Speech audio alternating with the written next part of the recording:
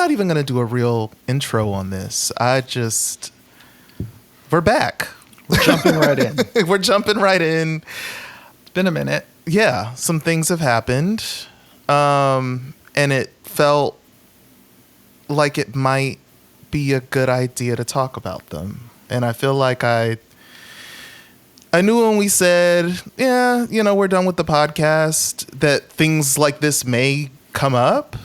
And this is one of them. I mean, I feel like this story is all of the things that all of our episodes have talked about. I mean, this Michael Tait story is the ex-gay episode. This Michael Tait story is the praise and worship episode. This Michael Tait story is what's wrong with contemporary Christian music today. Honk for Jesus. And it's totally, there's a through line with all of the previous episodes and what is going on. So, Tim, who is Michael Tait? For people who don't know who he is, Michael Tait was the one of the three artists that was DC Talk, probably the most important Christian group of the 90s, I would say.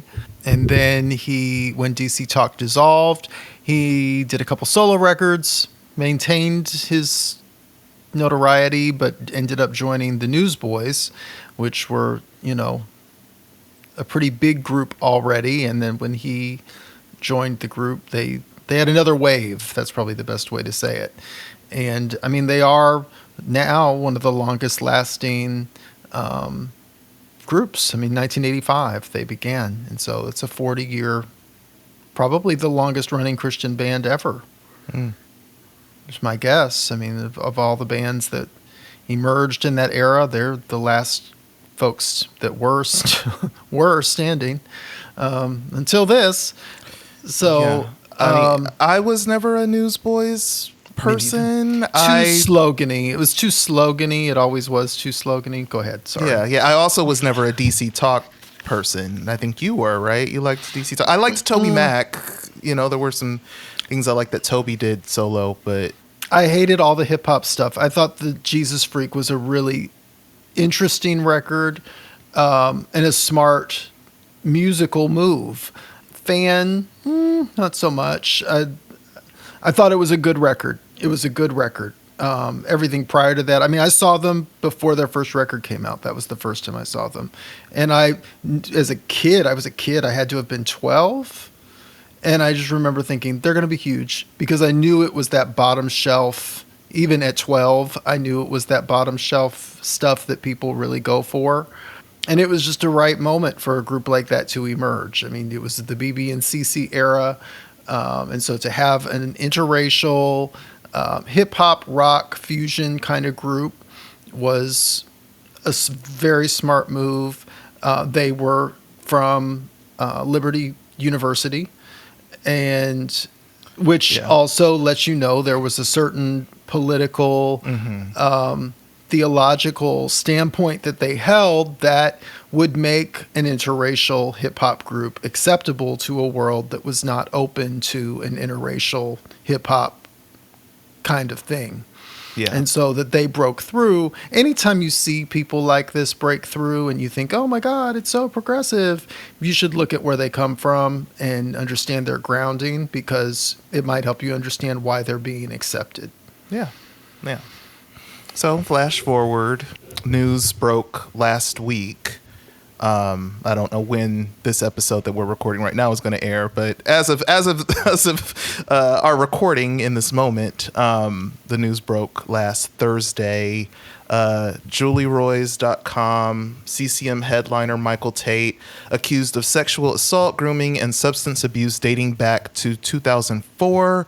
This is written by Jessica Morris, and it details 3 different accusers, survivors, talking about their different stories of being groomed, being sexually assaulted. A lot of commonality between all 3 stories. They were all 22 at the time. They all happened on tours, right? Many of them worked in the industry, right? Is that the case? Did all Yeah. of them? All of them? I think they all did. Yeah, either musicians or just road people. It's messed up.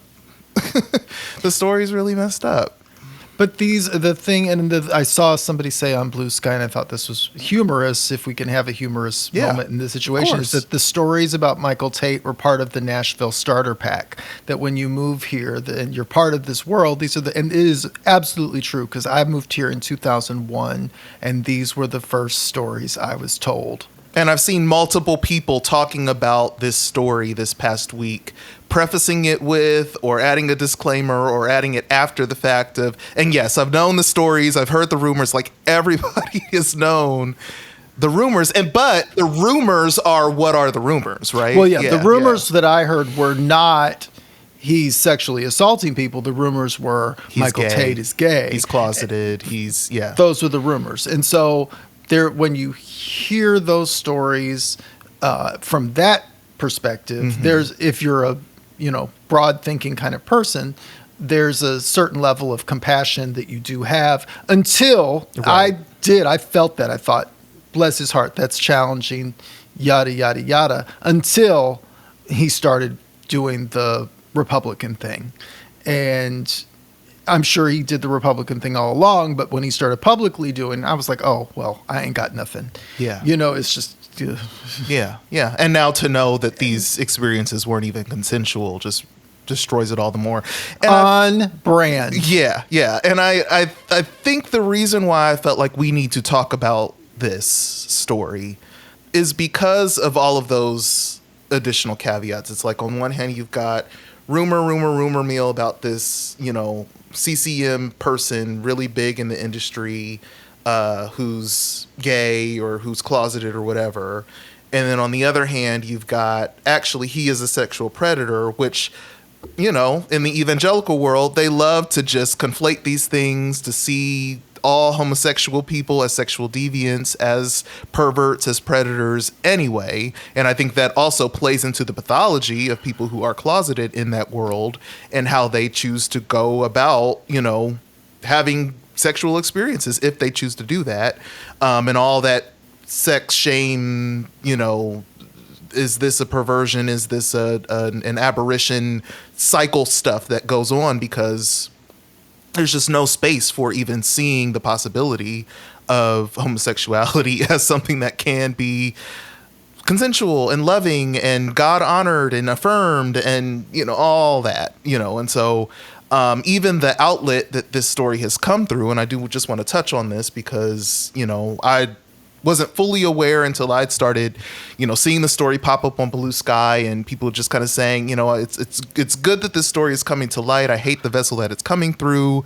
Apparently, there are some issues with the Roy's report and Julie Roy. She's, written a little bit in that like quote unquote compassionate, but still conversion reparative therapy-esque kind of way of saying like, oh yeah, we do need to treat gay people better, but they're also not gay. It's in a delusion, or, there's a way for you to live more godlike. And I know there's also stuff with trans people and that message also not being what it should be. And there's actually a really great Substack article. I want to include all the articles, but writer Celeste Irwin, who is trans, did just kind of a breakdown about Julie Roy's and the work that the Roy's report does to talk about spiritual abuse and just on one hand, how important it is for us to be having these conversations about pastors that tell people they can't divorce, even though one of the spouse is abusive, or, pastors that abuse their authority and, all of that, people being sat down because you've had sex or being, denied, and so I appreciate that work is being done, and Celeste appreciates that work is being done, but also it's like you need to include LGBT people and have an affirming stance as a part of that conversation, because there are all kinds of aspects of being queer in the church that spiritual abuse is happening. All the denials, just not being allowed to minister if you are gay or think you might be gay, also being sat down because of that, being funneled into reparative therapy, conversion therapy, ex-gay stuff, and so like that piece of the conversation should be happening. I'm not seeing much of that on the Roy's Report website. I've looked a little bit, and it just seems like a lot of their investigations are exposés just around abuse, and not necessarily, and this article isn't necessarily like telling you to think one way or another about gay people. This article isn't necessarily telling people to, that Michael Tait's actions are because he is a gay person, and therefore confirming for everybody that, this is why gay people are bad and this is why homosexuality I didn't get any is of a that sin. from Like, that yeah, article. you're not getting any of that from the report, but it also doesn't exactly have any compassionate, views. None of his victims or survivors on that level are like out gay people that I'm aware of, or the article doesn't mention that. The article doesn't talk about any of them as like having being partnered with other men on the other end of that, or so No, but what I did find at my first read of that article, I was really surprised at how gracious and compassionate one of the victims in particular was, who Right. who said, like, they realized at some point Michael Tait is, living a closeted life, and that's Right. hard, and Yeah. and had a lot of compassion around that. And so I do feel like the people that they spoke to were actually quite evolved for that world. Yes. Even though they didn't have a lot of language for what necessarily happened to them, nor did their friends that they confided in, many of them. But I thought that their thoughts around it were actually quite broad, given how restrictive that world really is, and how limited that world is in their conversation about sexuality, period. Yeah. And so it's why I did not ever think that the website had any, this is the only article I've ever read from this website. So Right. with that being my introduction, I had no reason to think they had any other kind of view other than being broader in how they approached it. So. Yeah. So, do we want to get into like the stories? I mean, I think people should read the article. I mean, the short is 3 people have come forward. There are rumors that there is another article brewing with other victims. But these 3 basically tell their stories of, I think beyond Michael Tait's sexuality, I think the bigger thing that this really exposes is a culture within some segments of the Christian music world that, to me, as somebody that's been in and around this for most of my life, it was interesting because some of it was all 3 of them vividly describe this drinking, drugging, also like odd nudity stuff. Is odd that what male. you were gonna say? Yeah, I was trying to find the right language for it, A because lot of skinny dipping, a lot of walking around barely Touching, clothed, or touching. not clothed at all. A lot of massaging and feet massaging and back massaging. it was interesting. Yeah, I mean, I don't know. And here's the thing: I am gay, and I don't have a lot of straight male friends, and I definitely don't spend a lot of time with straight men. Is this a thing? Like, is it normal to just be half naked all the time? I mean, I know there's like, I mean, what I read when I look at this article, it reads. Why are you laughing at me? Just because it is as and also as a gay man, like, it's just freaking bizarre. I mean, it is. When I look at this article, I feel like it is, and I even like was saying this to you, like when I was reading the article, it feels like a mimicry or like a playing dress up, almost like a this is what we're supposed to do. We're on the road and we're rock stars and this is what our lives are supposed to be. Sex, drugs, rock and roll. Like, that's what it just reads like. Like, it's like them acting out what they feel like they're supposed to do with the added touch of like, and because we're Christians, it's extra like edgy, or like we get to have this secret. I don't know. I could be reading way more into this. It feels very frat bro-y, college-y to me. Like, I do know there's like, you know, a lot of drinking and you know, getting naked and being party boys and stuff that happens in college. But also, like, y'all are 50, 60. Like, what are you doing? What are you doing? Y'all have wives and kids at home. I jokingly said to somebody today, I was like, and I don't want to make light, I really don't want to make light of addiction or abuse or anything. Yeah. So that's not my intent when I say this, but it is also like very time warped. I mean, that was the other piece of like reading about this 59-year-old man who has a coke problem. Right. And I was just like, is it 1985? I mean, the coke thing, I was just like, I didn't expect that. I expected like one of the more current drugs that people are, you know, really using like that. And so when it was cocaine, I was just like, what's happening? What is it? Not 2025? No, it's not 1985. It was just, it's like this bizarre, it's like, are we on the set of Dynasty? What's happening here? Yeah. I mean, it's weird. Mm-hmm. It's all really weird. Yeah. So I don't know if this is, they all describe it as being normal. Yes. And at least normal for like these Christian bands. And so I don't fully know what to make of that.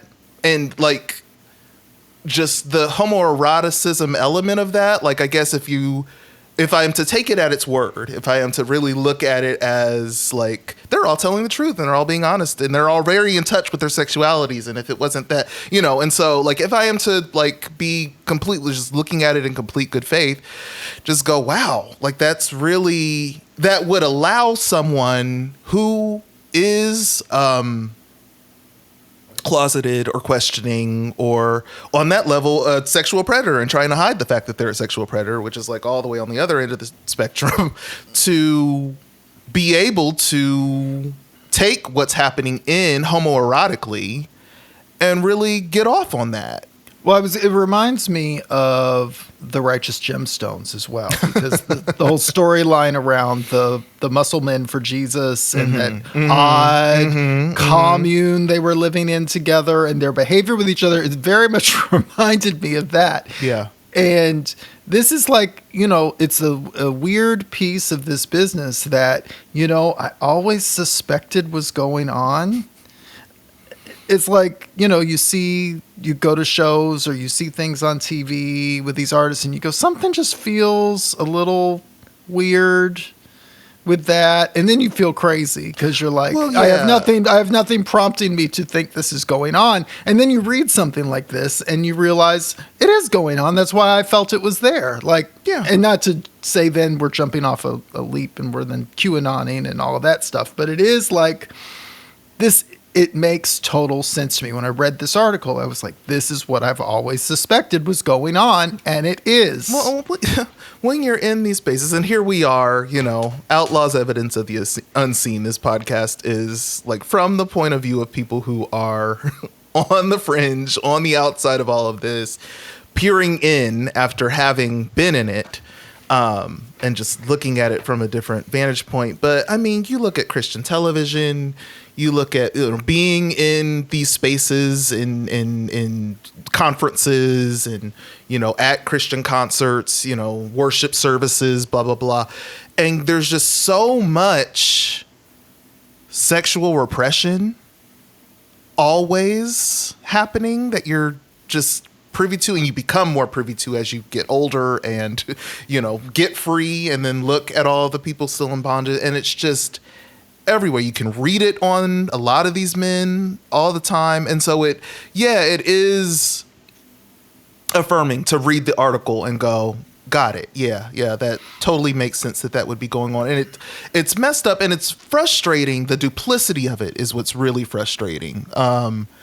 Because as people who have both been rejected by the Christian music world, gospel music world, because of who we are, and choosing to live in truth and tell the truth about who we are and doing the work to overcome all of that bondage and all of that, repression and dogma and, being told to be a different way that you can't possibly be, to be shut out and to be cut off as people living on that level, like more normal lives than they are. Yeah. I mean, not to say what's, that look, if you want to have sex, I will say, if you want to have sex parties and do drugs, I mean, I don't care. I personally don't care. What I do care about is you being tied to a culture and being a mouthpiece for a culture that is on Saturday night doing that, but then on Sunday morning saying this, that, and the third about who's going to hell and what is of God and what's not of God, if you want to soften it, but it's still saying what's going to hell and what's not going to hell. It's making all this delineation around people and behaviors and just who people are and beliefs about, political beliefs, and categorizing people into that's okay and that's not okay, and this is living godly and this is not living godly, and it's all a fucking lie. Like, you are just a liar, playing a part, playing a role for masses of people. And, how many of the people in the congregation on that level believe you are what you say you are and believe what you're saying is actually who you are behind closed doors? I don't know. I mean, I have a feeling that a lot of them do. There's a moment in the article where they talked about Michael Tait walking out of his dressing room naked. With a towel on. With a towel on, sorry.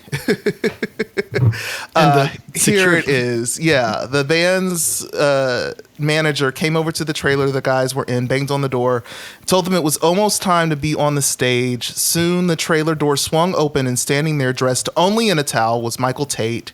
The female security escort quickly turned her head and covered her eyes.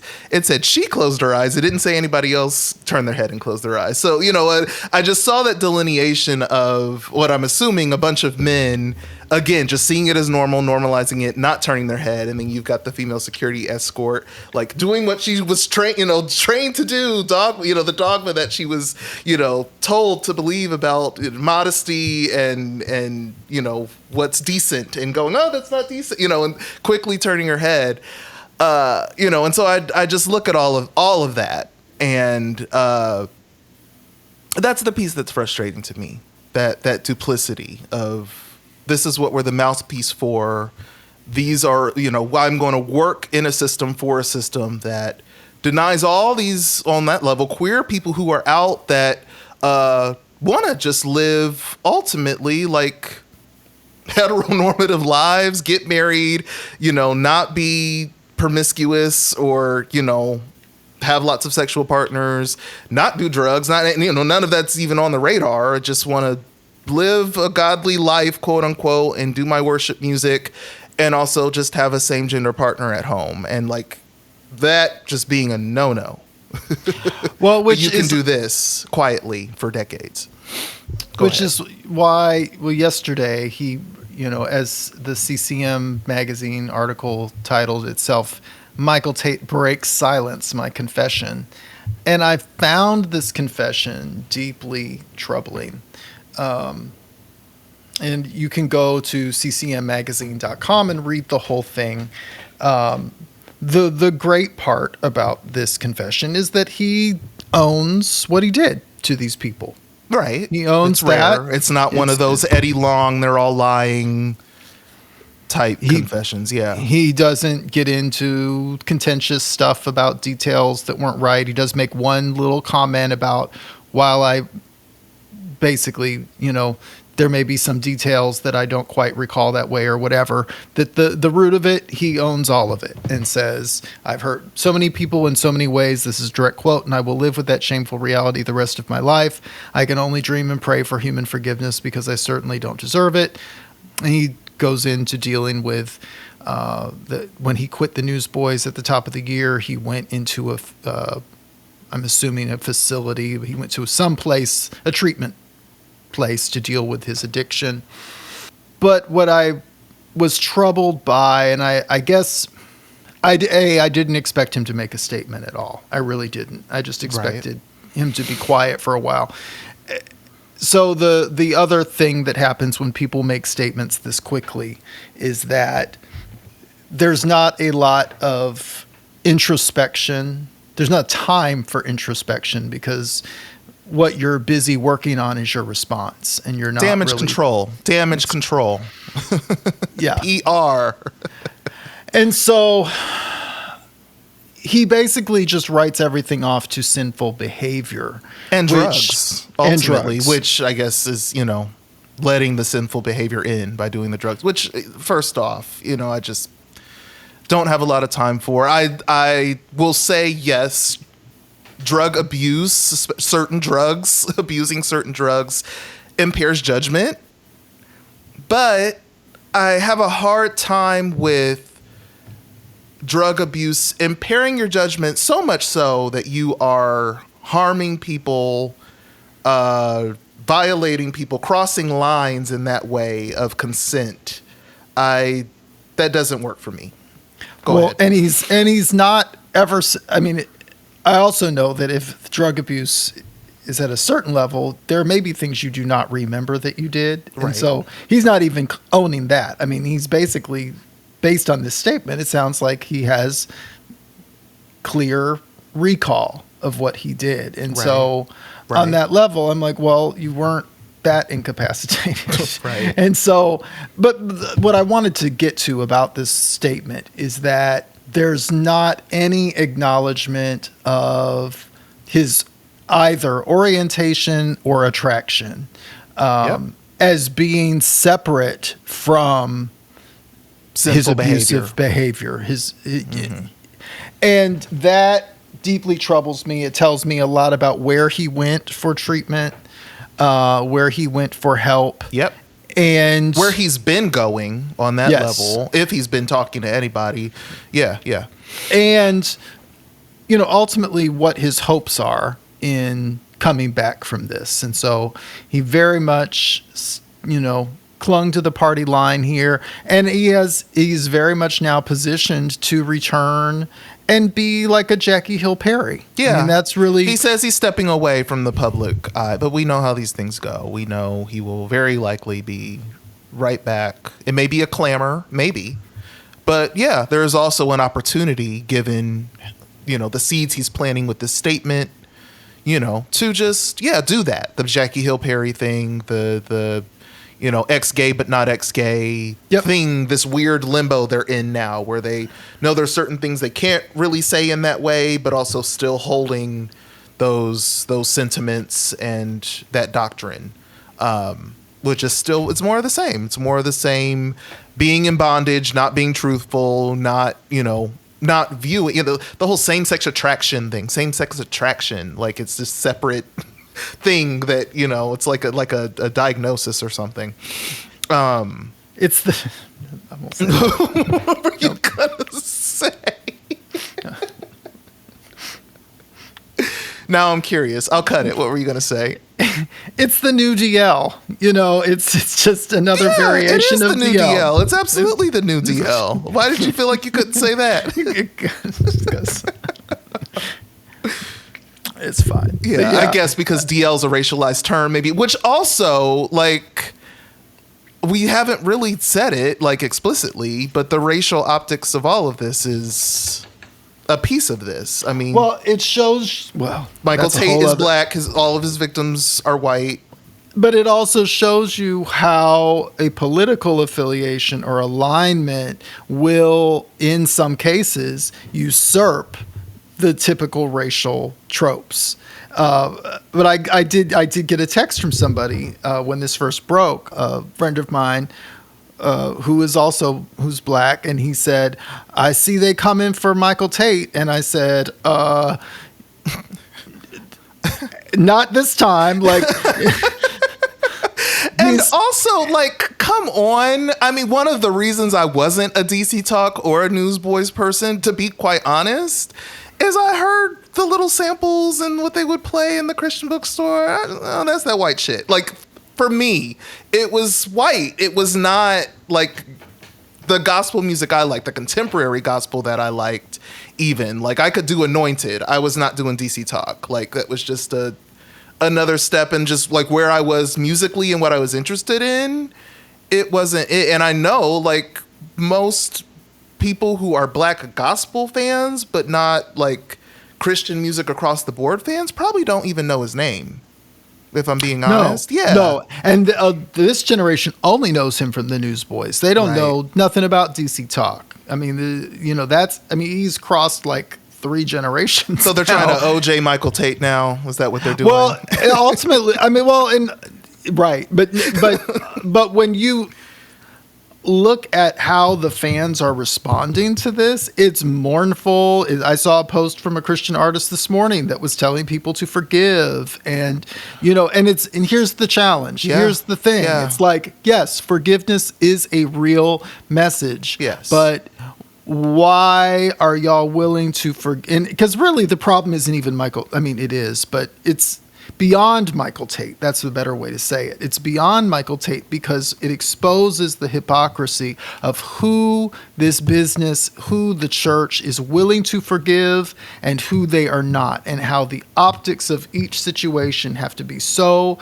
carefully aligned or in tune with where they are, because that determines if you'll be forgived when they catch you messing up. Because how many women, I know 2 hands worth of women that went through divorces and are still blacklisted to this day, cannot get careers back.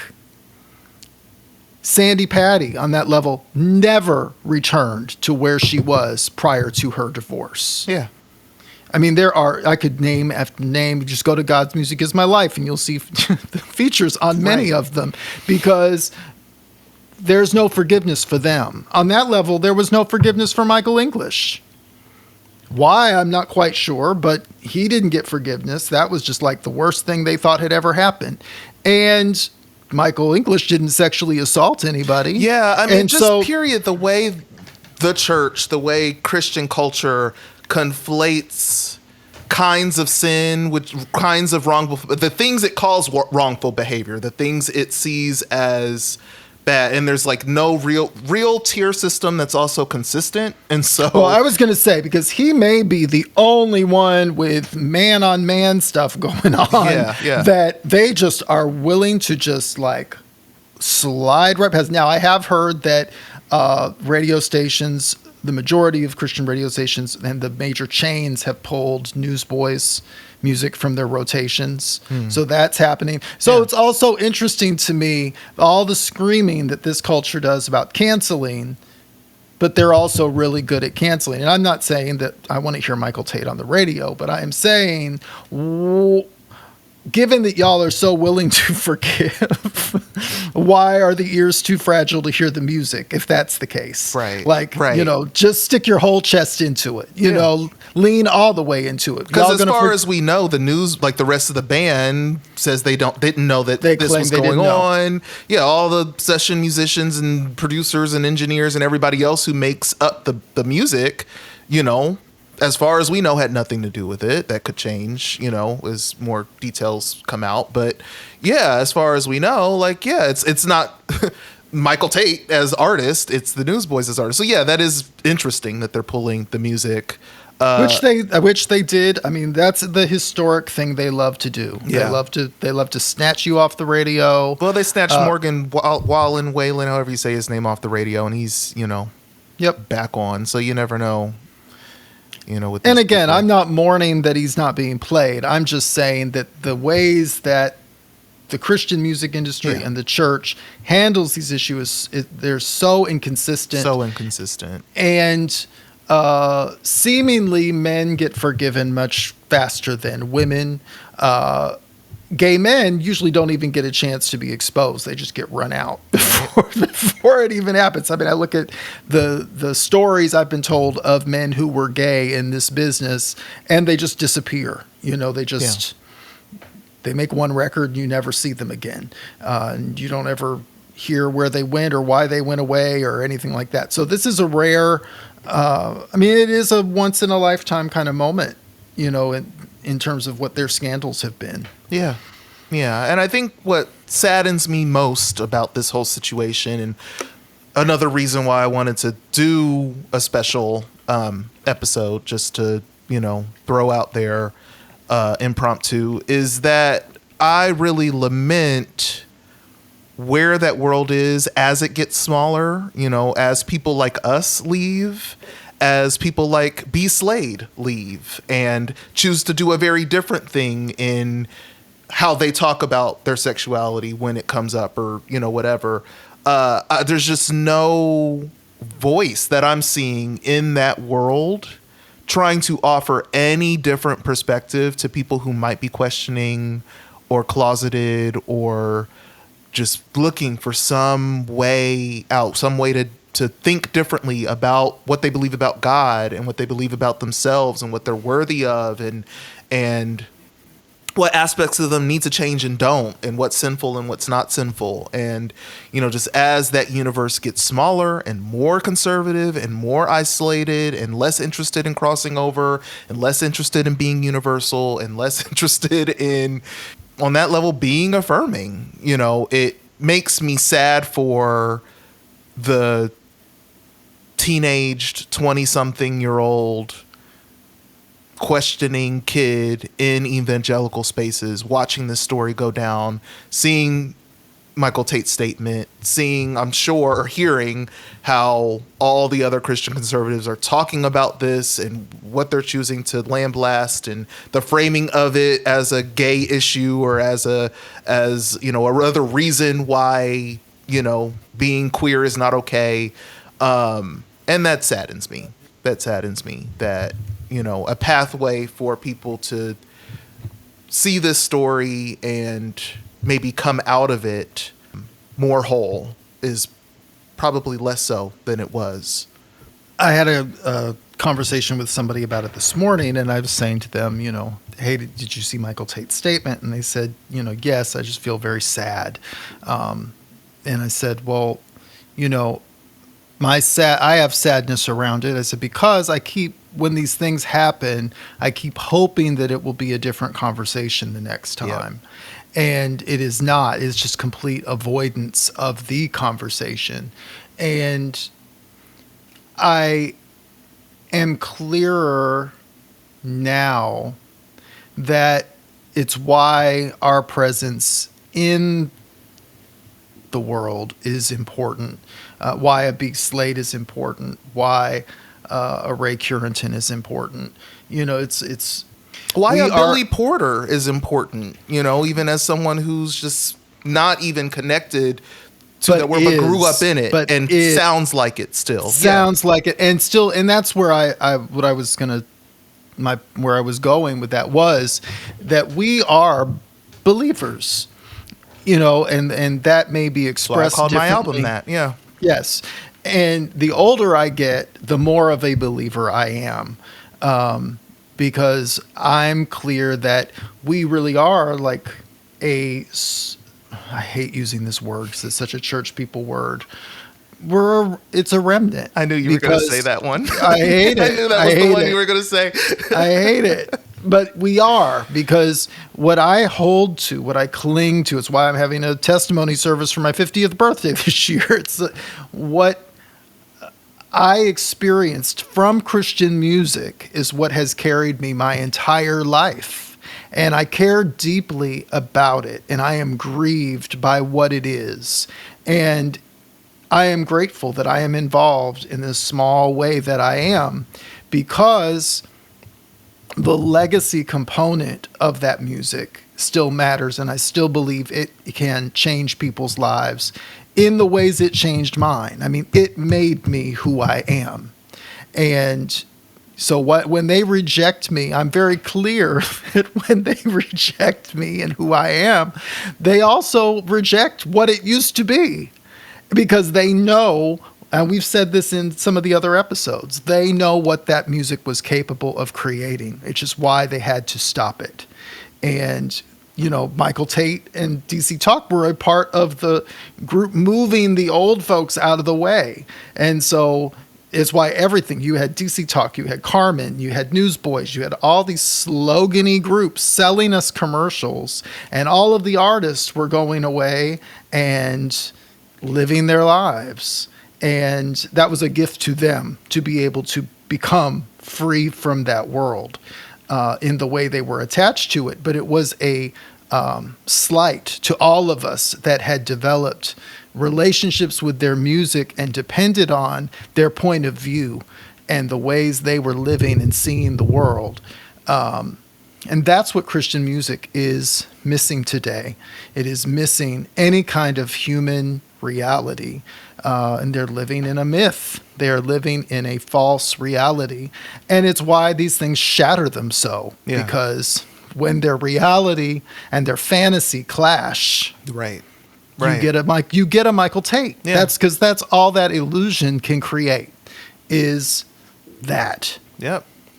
And so I feel strangely in the ways that, when the Baker scandal happened and some horrible things happened on the back end of that, but that was an illusion that got taken down and got replaced. And again, we missed the opportunity to have the right conversation. And so all that happened was the fantasy got worse, and we got Jerry Falwell and the moral majority. Yeah. On the heels of Jim Baker, which was at least sort of liberated at the time. Yep. And so it just has become more and more rigid and more controlled by these. Ted Haggard was on the heels of all of that. That was 20 years after the Bakers. Yeah. And we're just seeing more and more and more of that. Yeah. But it is getting smaller and smaller and smaller with every iteration. And so all I can really hope is that at this point, it gets so small that it breaks apart. And can people of faith, like a Semler, like a Jennifer Knapp, like a Flamey Grant, that this is the next, piece of where it can go, because I actually really like Semler in particular. Like, Semler reminds me of the kind of music I grew up on in many ways. And so there's those pieces that have carried on, that we are carrying on. Yeah. And on that level, you just have to watch it happen and do what we're doing and just have the conversations about it and be willing to be outside for a little bit. Yeah. I, was just looking back at our chat the day the article dropped, and, what I had said about that quote, or I actually just pulled the quote from the article. The more time I spent in Nashville circles, the more it sounded like a pattern, and that I might have actually gotten off easy in my awkward encounter. This was one of the survivors, and I just go like, yeah, we know there are others. We know there are, this is not the last scandal. This is not the last sex scandal. This is not the last sexual predator scandal that's going to come out of Christian circles. And yeah, the opportunity to have a different conversation is always there, but it's always being missed.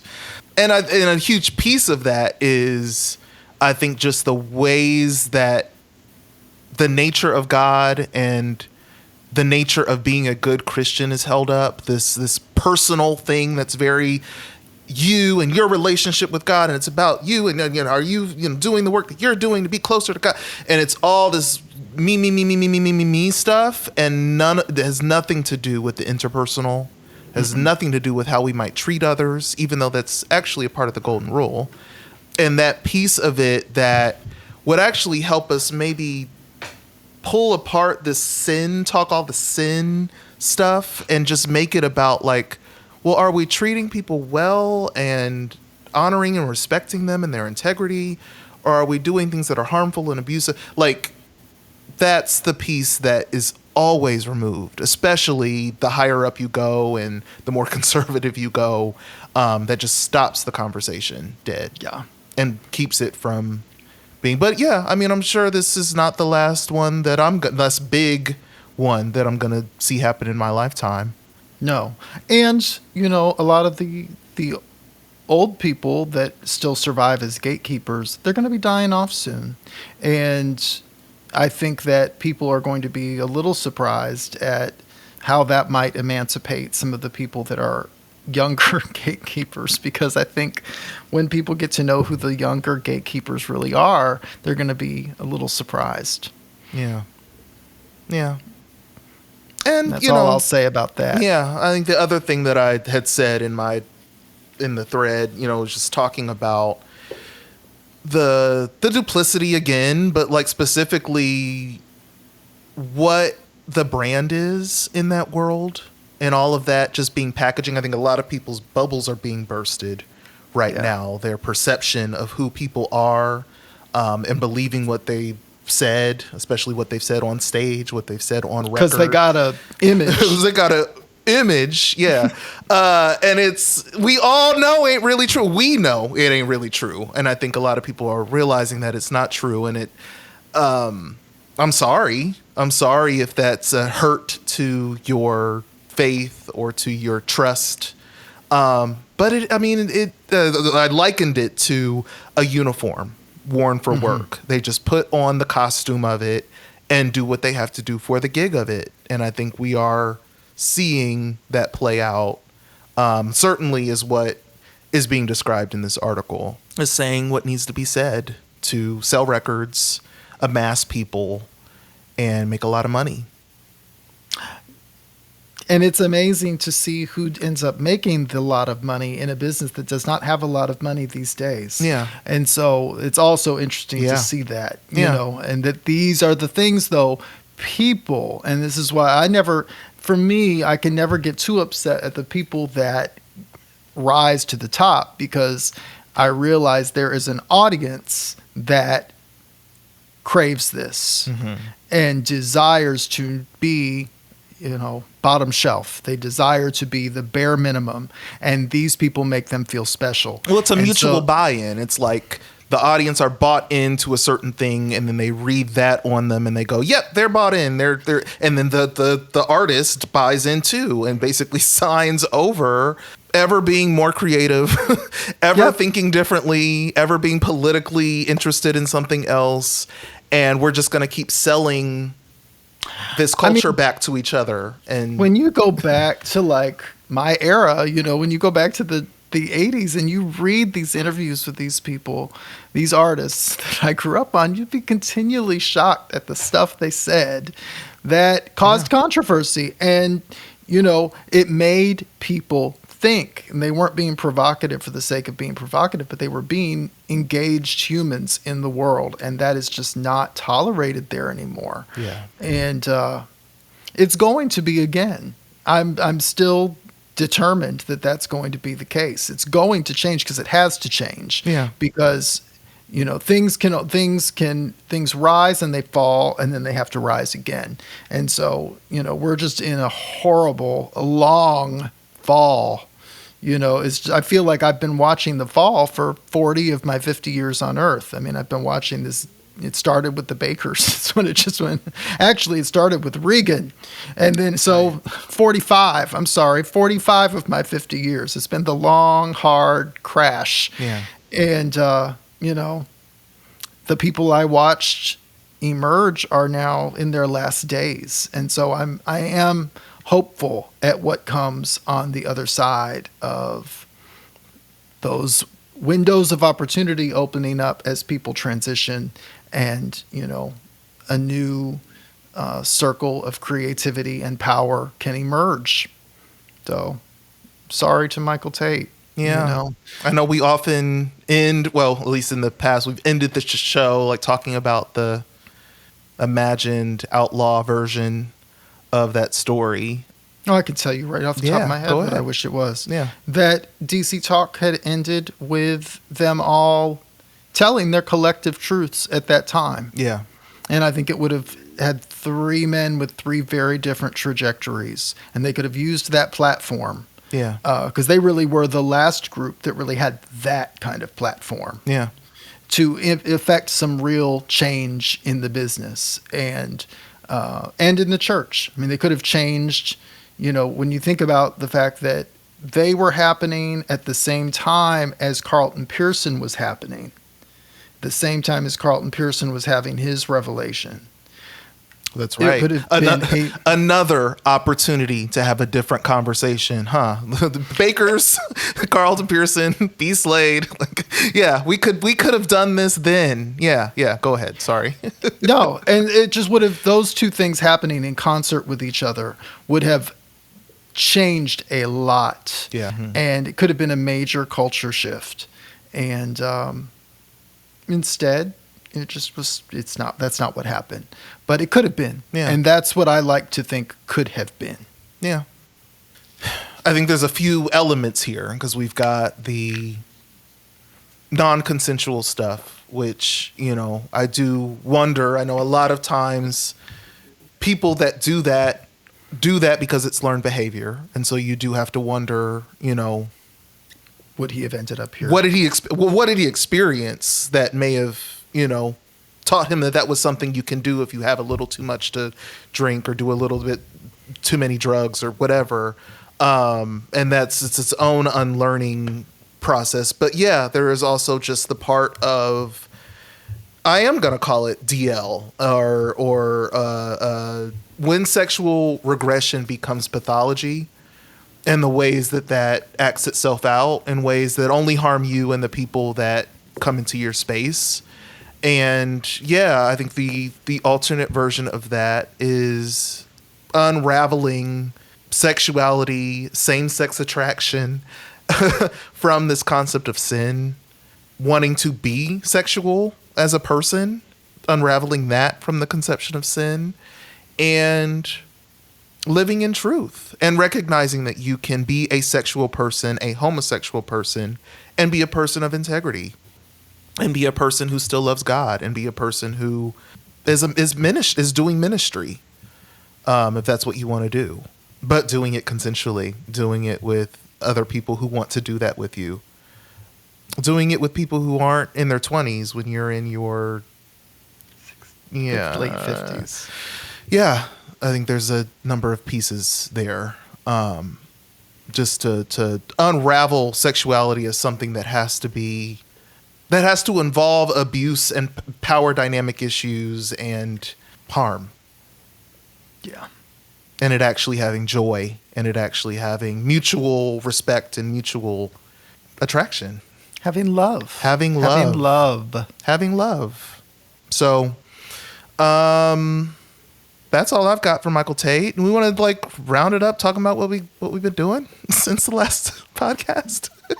I did. Well, I finally finished the New York Community Choir. You finished the book. I finished the book. It is sitting with my editor now, and we are working on revisions, and it should be out and available to you in 2026. We'll be doing another leg of the GoFundMe for it because printing lyrics in a book is very expensive.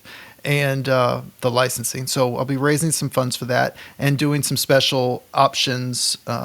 It'll be more, actually, I think it's going to be a Kickstarter and not a GoFundMe, but because I want to do some special product. So working on that. I'm starting on a new record after my birthday in September.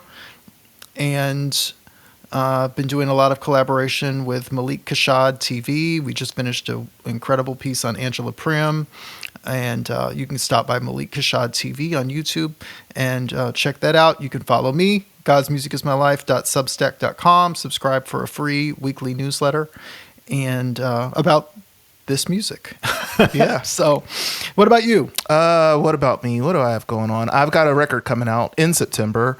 Very good. Yeah, it's a departure from me. I'm doing singer-songwriter folky stuff right now.